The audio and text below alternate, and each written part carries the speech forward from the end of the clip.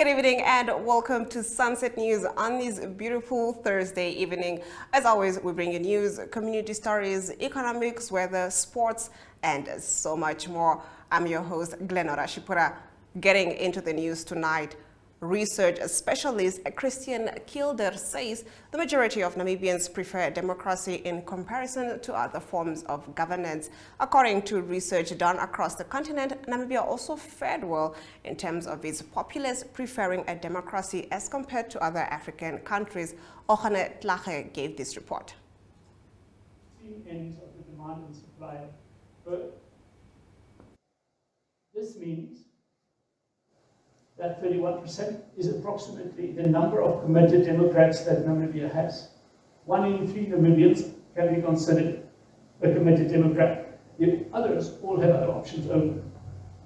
So if we look at this, countries above the line are countries where supply exceeds demand. Countries below the line is where demand exceeds supply. That's where Namibia is. And it was around it. It doesn't defeat most of Africa. That one. Oh, no. It has both low supply and demand. So the African average for full demand is 39%. The African average for full supply is 29%. So Africa has a problem where more people, countries, citizens of countries that's here, demand more democracy than what they get. But we have a few exceptions. Namibia is one of them. Getting into our next story, Independent Patriots for Change members held the party's first ever national elective conference, where those who will form part of the party's parliamentary list will be voted. IPC President Panduleni Itula will also nominate his 10 appointees to the list. The voting process commenced after the 112 candidates had presented their campaign messages. Let's take a look. Getting into our next story, His Excellency Dr. Nangolo Mbumba, President of the Republic of Namibia, delivered the keynote address on the occasion of the grand opening of the Namibia Maritime Museum, which took place in Lüderitz. It is indeed a pleasing development that after many years of deliberation, planning, and finally execution, the town of Lüderitz and the whole Namibian nation at large can proudly witness the grand opening of the Namibia Maritime Museum, which will document the unique relationship preserved in the optimum condition and made accessible for general interest, academic studies, and for public education. The Namibian Maritime Museum will play an integral role in the properly capturing, documenting, and preserving Namibia's maritime heritage and the contribution our people have made to global seafaring. To this extent, I am pleased to note that the museum includes a cultural program and art events throughout the year, all geared towards promoting cleaner oceans and long-term sustainability. The Namibian Ports Authority has announced that their handover of the container handling operations at the new container terminal at the port of Walvis Bay to TIL through its newly incorporated Namibia subsidiary Terminal Investment Namibia TIN is to commence effective the 1st of October 2024. Namport decided to concession the container handling operations at the new container terminal at the port of Walvis Bay following a market bidding exercise. Terminal Investment Limited TIL, which is headquartered in Switzerland, was selected as the preferred bidder. The collaboration between Namport and TIN is expected to advance service delivery and create and preserve numerous employment opportunities for Namibians. Now that concludes, getting into our next story, the Namibian reports that Namibia has a young population which is why the government will focus on empowering the youth to drive the country's digital transformation. This was highlighted by the Minister of Information and Communication Technology, Emma Chiafelas, at the 2024 National Information and Communication Technology Summit yesterday. Today, we dedicate our focus to young people and the role they have to play in the ICT space. According to the latest census, the Namibian population is predominantly young and we need to offer them these platforms, she said. The 2024 National ICT Summit kicked off at a hotel in Windhoek on Monday, bringing together stakeholders, investors and young people to discuss the way forward for the ICT space in Namibia. The focus was on the youth at yesterday's event, providing a platform for young Namibians to showcase their innovative ideas and connect with industry experts during a hackathon. Moreover, this platform presents the youth with opportunities in terms of mentorship and possible collaboration on developing their innovation and ICT ecosystem, the minister said. And that concludes our top stories. On the other side of the break, we take a look at our story of the day. Welcome to Namibia, where adventure meets tranquility. With Enjoy, you have access to a wide range of accommodations to suit every traveler's taste and budget. Experience the finest dining and hospitality Namibia has to offer. Booking your dream accommodation is just a few clicks away with Enjoy. Join thousands of happy travelers who have trusted Enjoy for their Namibian getaway. Your gateway to unforgettable Namibian adventures.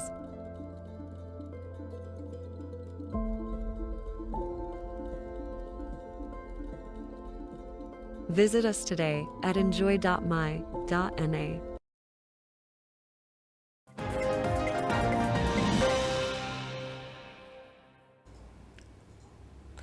At the 23rd graduation ceremony of NAMCO, which is being held in the Grand Nahas Angula Hall at the Yetuyamba Center in Katutura, Deputy Minister of Education, Arts and Culture, Faustina Kalei, delivers a speech on the pivotal role of education in shaping the future. She further commends NAMCO as an institution actively producing skilled Namibians into society. Hinaroy Rishatwa reports. I want to inform you that at continental level, this year 2024 is the year of education. So we are very happy from the ministry side to see how many of our citizens are taking education and training seriously. For the ministry, yes, we appreciate the special people who are graduating in the foundation phase. So whether it's a diploma or certificate, early childhood, etc., it is so important that we have trained, qualified teachers to help us to lay that foundation correctly. Indeed, education is the foundation upon which our nation's future is built. End of quote. Director of Ceremonies, I would like to extend my deepest gratitude to the management and staff of NAMCO for their tireless efforts in ensuring that education remains accessible, relevant, and impactful. Your dedication to empowering Namibians through open and distance learning is not only commendable, but also crucial in our pursuit of national development goals. Now, the Otapi SME Expo to be hosted beginning of October. In our community talk on the other side of the break, we get into this story.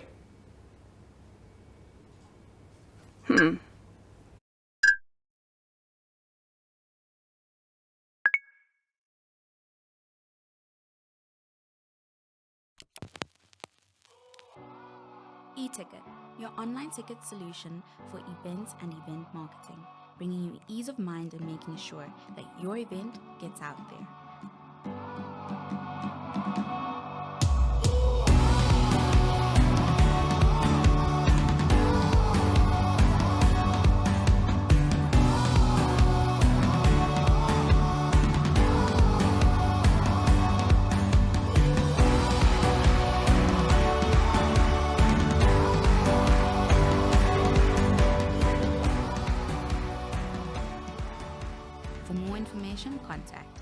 events@nmh.com.na.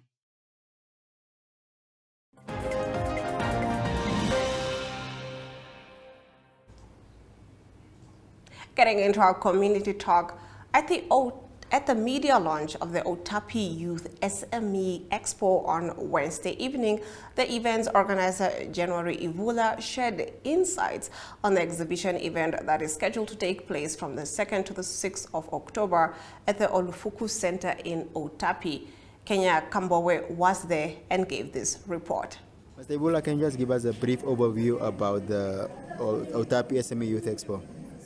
Yes, Otapi SME Youth Expo is taking place from the 2nd until the 6th of October at the Olufuko Expo Center, with the main aim to invite all youth to come exhibit, come sell, and also can network around their businesses.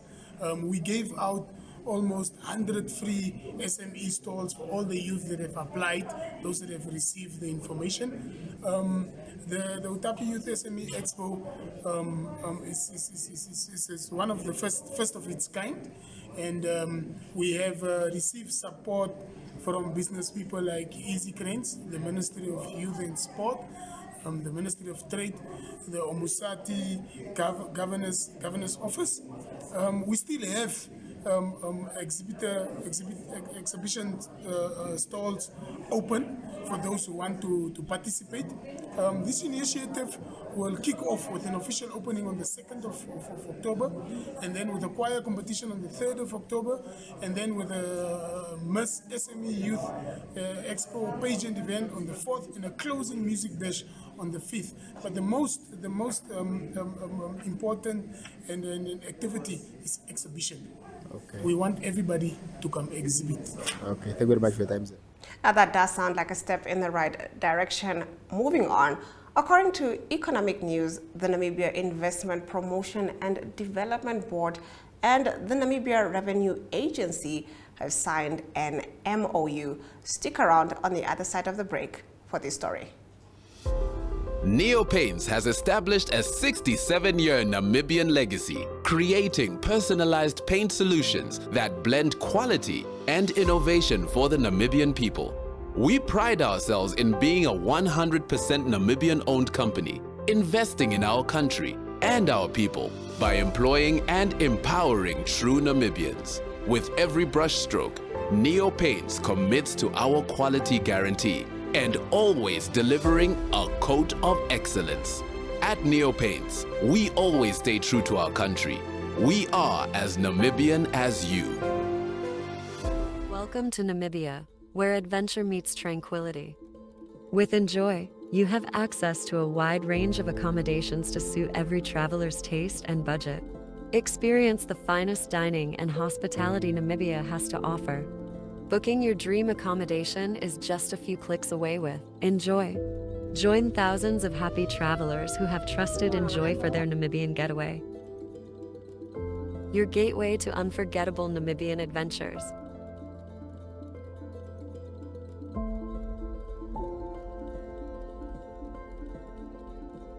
Visit us today at enjoy.my.na.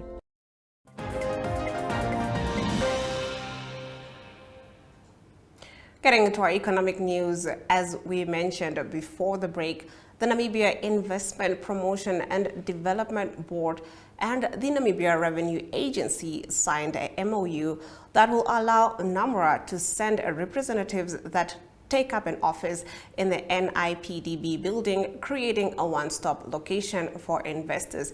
NIPDB CEO Nangula Wanja highlights the importance of the partnership.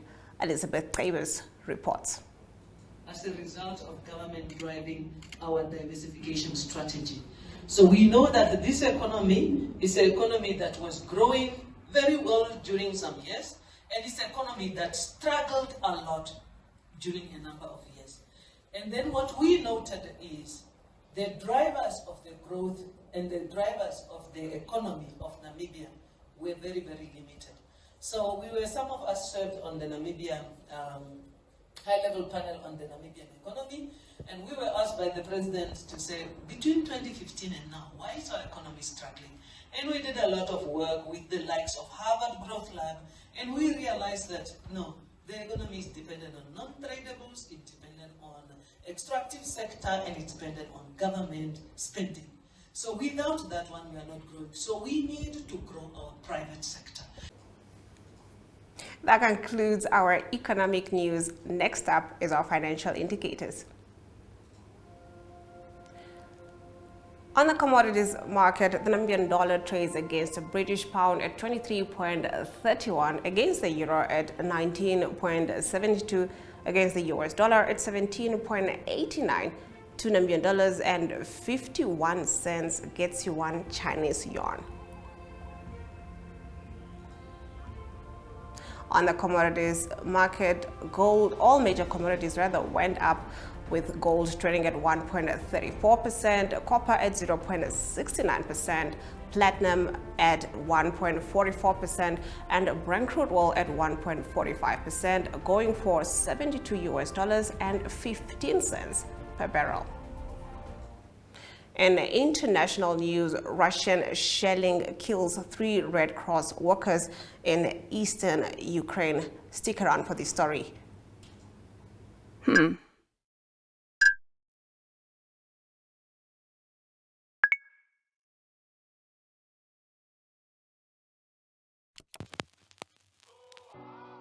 eTicket, your online ticket solution for events and event marketing, bringing you ease of mind and making sure that your event gets out there.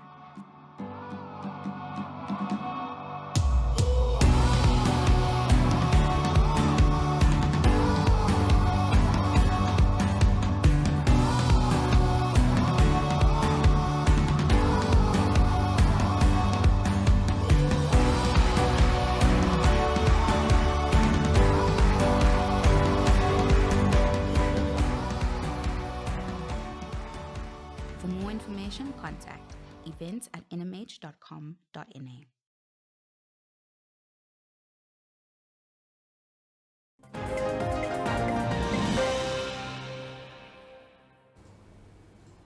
Getting into our international news, Russian shelling on Thursday killed 3 Ukrainians working for the International Committee of the Red Cross and injured 2 others in a village in the frontline Donetsk region, Ukrainian officials said. Another Russian war crime. Today, the occupier attacked vehicles of the International Committee of the Red Cross humanitarian mission in the Donetsk region. President Volodymyr Zelensky said on X, the village of the Virolobivka came under shelling. Regional Governor Vadim Vilashkin said on the Telegram Messenger app, reporting casualties. The Prosecutor General's office said on Telegram that ICRC employees had brought fuel briquettes to residents for heating before winter. They were unloading the aid when the attack happened. It said 2 employees were hospitalized and 1 was in severe condition, prosecutors added. The Donetsk region, which Russian troops partially occupy, regularly comes under Russian shelling and airstrikes. Moscow denies targeting civilians or civilian infrastructure in its invasion of Ukraine, although thousands of people have been killed in its attacks. That concludes our international news. After the break, we take a look at the weather predictions.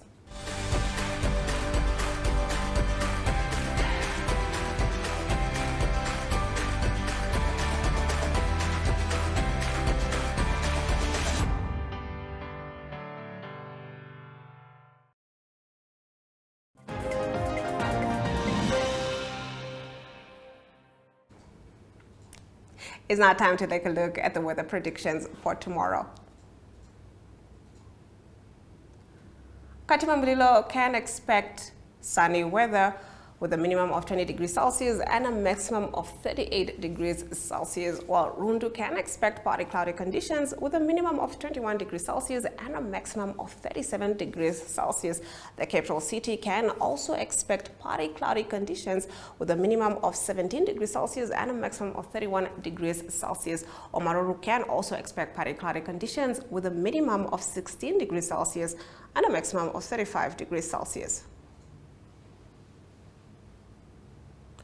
Handys Bay can expect sunny weather with a minimum of 11 degrees Celsius and a maximum of 16 degrees Celsius. Orehoboth can expect partly cloudy conditions with a minimum of 15 degrees Celsius and a maximum of 33 degrees Celsius. Arams Bay can expect a minimum of 12 degrees Celsius and a maximum of 28 degrees Celsius with sunny weather conditions, while Aranos can expect partly cloudy conditions with a minimum of 15 degrees Celsius and a maximum of 34 degrees Celsius.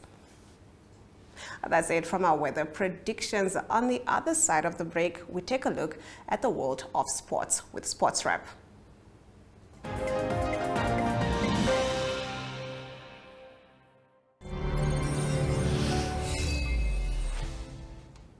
Well, good day, viewers. On today's Sunset News brought to you by Sports Wrap. Well, Namibia, of course, made sure to welcome the para-athletes in wonderful fashion as they came back from the Paralympic Games that took place, of course, in France. As you guys can see there, beautiful standing ovation, a beautiful bus with all the para-athletes just giving thanks to the Namibians for the lovely support that they had during the Paralympic Games. So we have a short clip of how it all went down today in the city of Windhoek, but please do have a look at that.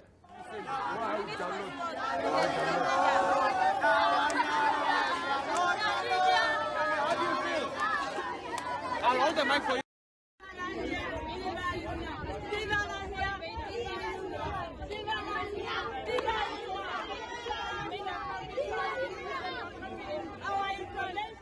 It's always lovely to see Namibians showing love. Well, the para-athletes did do us proud. Of course, Lahia Isitile grabbing a gold and a bronze medal at the Olympic Games. Very, very proud of that. But let's have a look at the slide of not the participants, but the athletes who did take part in the Paralympic Games. We, of course, have Chris Kinder, who did fantastic at the Paralympic Games.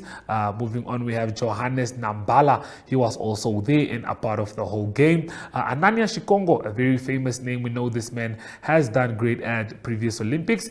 And then we also had Petrus Karuri, who was also part of the guys who represented Namibia. And like I mentioned earlier, Lahia Isitile was also one of them, and she brought back the one and only gold medal for Namibia. We also do have an interview with one of the organizing people from the Hage Geingob Cup, the final edition that is scheduled to take place later in October. So let's have a look at what we can expect.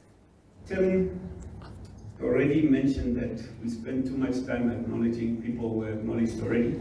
So I will respect and stick to the protocol as established. Tim also said people had laptops, and the Honorable Minister said she had a cell phone. I guess I'm old school, I have paper.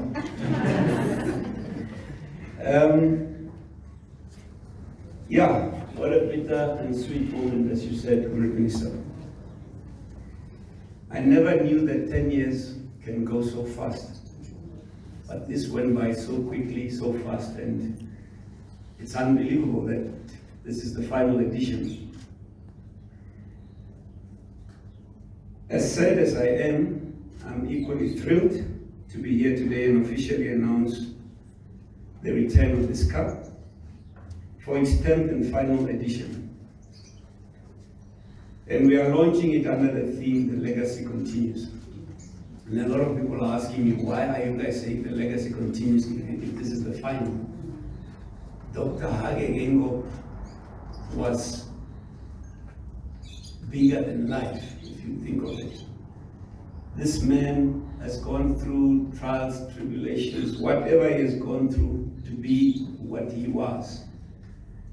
And even if we are having the final edition of celebrating him through soccer, his life and legacy will forever continue. Hence the slogan, the legacy continues. So Dr. Hage's legacy will forever continue.